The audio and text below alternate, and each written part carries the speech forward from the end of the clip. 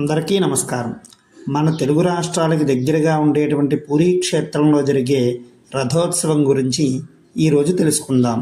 పూరీ క్షేత్రంలో రథోత్సవం జూలై 16వ తారీఖు జరుగుతుంది.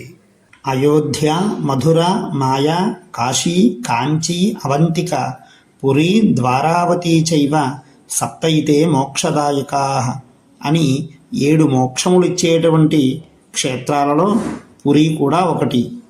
ఈ పురీ క్షేత్రంలో జగన్నాథుడిగా ఆ శ్రీ మహావిష్ణువే అన్నగారైన బలభద్రుడితోటి, చెల్లెలైనటువంటి సుభద్రాదేవితోటి వచ్చి కొలువై ఉన్నాడు.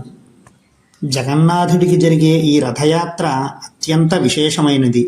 దీనినే గుండీచా యాత్ర అని కూడా అంటారు. ఆషాఢమాసంలో శుక్లపక్ష విదియ రోజున జగన్నాథుడు చెల్లెల సుభద్రాదేవితోటి, అన్న అయినటువంటి బలభద్రస్వామితోటి కలిసి దేవాలయాన్ని విడిచి గుండీచా మందిరానికి 3 రథాల్లో ప్రయాణం చేస్తారు.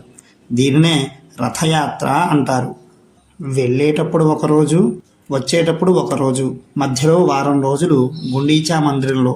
మొత్తం కలిపి ఈ యాత్ర 9 రోజులు సాగుతుంది. కాళధ్వజ, దేవదలన, నందిఘోష అనే రథాలు ఎక్కి స్వామివార్లు భక్తులు రథాలను లాగుతూ ఉంటే గుండీచా మందిరానికి చేరుకుంటారు. ఈ గుండీచా మందిరానికే వేరొక పేరుంది. దాని పేరు జనకపురి.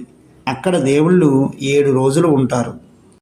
మరలా తిరిగి ఆషాఢ శుద్ధ దశమి రోజున 3 రథాలు తిరిగి పెద్ద దేవాలయానికి వస్తాయి. ఇంతటితో రథయాత్ర పరిసమాప్తం అవుతుంది. ఈ రథయాత్ర మనకిచ్చే సందేశం ఏమిటంటే, మనిషి దేహమే ఒక రథం, అందులో ప్రయాణిస్తుంది ఆత్మ. ఈ రథానికి సారథి మన బుద్ధి, మన ఇంద్రియాలే గుర్రాలు. ప్రయాణించే మార్గము భోగించాలి అన్న ఆసక్తి. వీటన్నిటికీ కళ్యం ఏంటి అంటే అది మన మనస్సే. అనిత్యమైన సమస్త కోరికలను విడిచిపెట్టి నిత్యమైనటువంటి పరమాత్మని ధ్యానించడం అని తెలుసుకోవడమే రథయాత్ర మనకిచ్చే సందేశం. జై జగన్నాథ్.